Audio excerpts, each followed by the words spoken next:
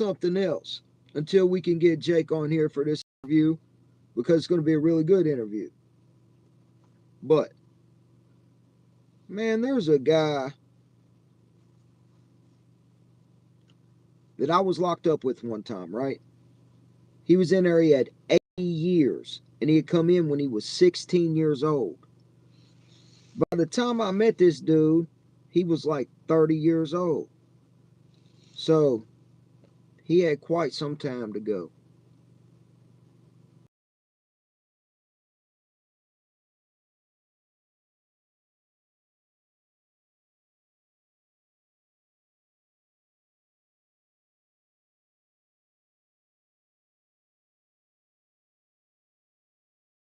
Try to carry himself in a way that's in his own lane, mind his own business. But he always had like a weird chip on his shoulder. Like he had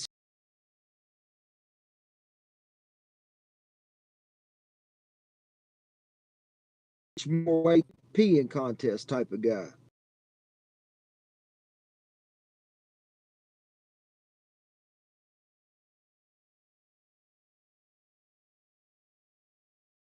Going on, if you feel me. Well, he had been there, like I said, for quite some time.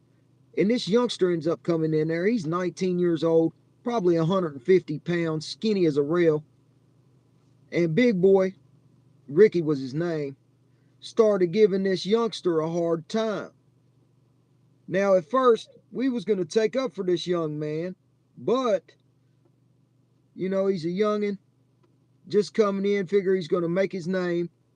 Let's find out what's going on. Let's see what he's going to do. Well, dude keeps giving him a hard time. TV, Ricky sitting in there in the front row and up in the table, not paying no attention to the guy from behind him. So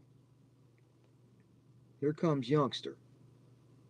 Comes in there, calls Ricky out in front of everybody in there. Get up, you big this, that, and the third, la, la, la. Ricky looked at him and, tried to laugh it off like it was going to be a joke.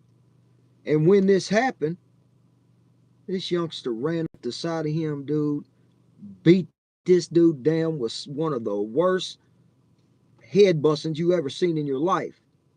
And, after he whooped on dude, he went in there, went in his box, was taking his commissary, doing him all type of ways. Out of his box, he found his paperwork. And that's really what this story.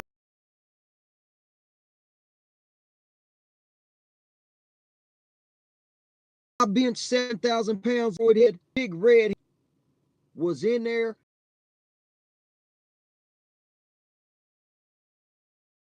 And sat the nurse off. They gave him 80 years. His name was Ricky Booth. And he looked the part for sure. But let me tell you something. What was worse is he had became a predator of such in prison of young inmates. He didn't try to, be so forceful. He would try to trick them, mess with their minds and make them think that craziness like that was the stuff to be doing. So not only was he a predator of older people, he was a predator of young people too, kids. And then, come to find out, a straight informant. This dude was everything you could be. But on the surface, he looked like he was some big musclehead, solid dude. He kind of reminds me of somebody that I've ran across here lately. His name's Josh. He runs a channel called DOC TV. See, him and Ricky Booth should have been twin brothers. Except Ricky was a lot tougher than Josh. Neither one of them tough, but Ricky's a lot tougher than him. Because Josh chose to impersonate convicts and criminals. He's never been either one. Not which it's cool to be either. But if you're going to be one, you better be the convict version. because they at least have moral structuring and stand on a certain set of issues and rules. Not Josh's and Ricky's, though. See, they're the worst type of people.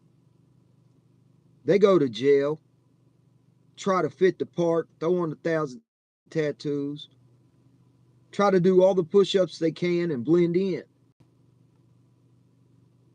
But they're not convicts.